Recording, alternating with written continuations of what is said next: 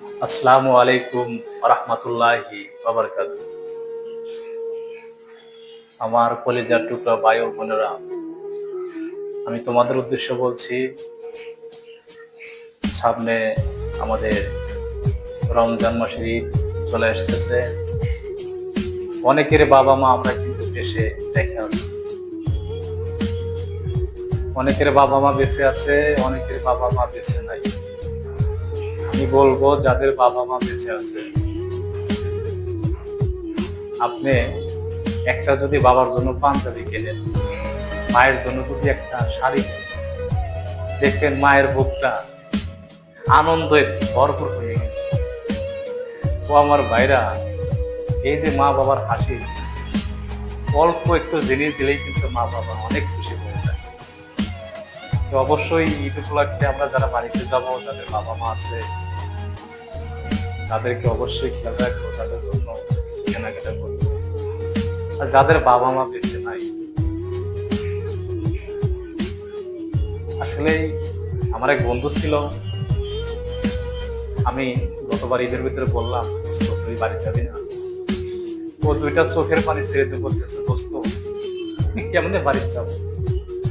আমার মা বাবা দুইজনই মারা গেছে, আমার দুইটা ভাই আছে, আমাকে এখন পর্যন্ত ফোন দেয় নাই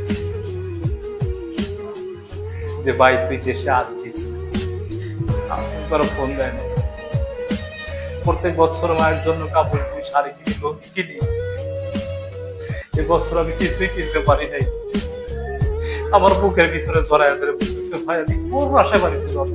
কিন্তু হে, আমার মনের ইচ্ছা যে ওই বাবা মা ওই দেশে পড়ে আছে, ওই কবরস্থানে পড়ে আছে, আমি যা তাদের জিয়ারত করি। ও আমার ভাইরা, আমরা বাবা মাকে থাকতে মূল্য বুঝি না যে বাবা মা কি জিনিস।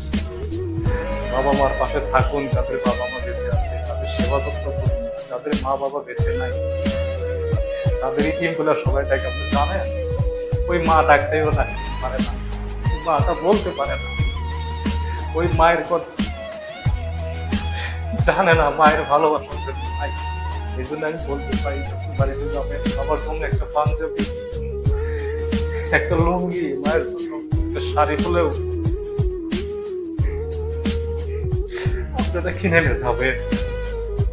আপনাদের অনুরোধ করে বলছি, অবশ্যই মা বাবাকে যারা ভালোবাসে, মা বাবার জন্য আপনারা কিনে নিয়ে যাবেন। এই উপলক্ষে মা বাবা অনেক খুশি হবে, অবশ্যই কাজটা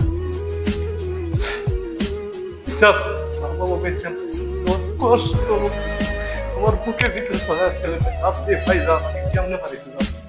আমার মা বাবা বেঁচে নাই, আমার বাইরে আমার কষ্ট করা হয়ে যাবে। এই জন্য বলবো, আমার ভাইরা মা বাবাকে ভালোবাসো, মা বাবারা ভালোবাসা, ভালোবাসা, মা বাবার পাশে থাকবো। মা বাবা কি খাচ্ছে কি করছে, অবশ্যই তাদের পাশে থাকছে। তারাও কতদিন আর বাঁচবে, অবশ্যই মা বাবা দেখতে হবে। আসসালামু আলাইকুম ওয়া রাহমাতুল্লাহি ওয়া বারাকাতুহু।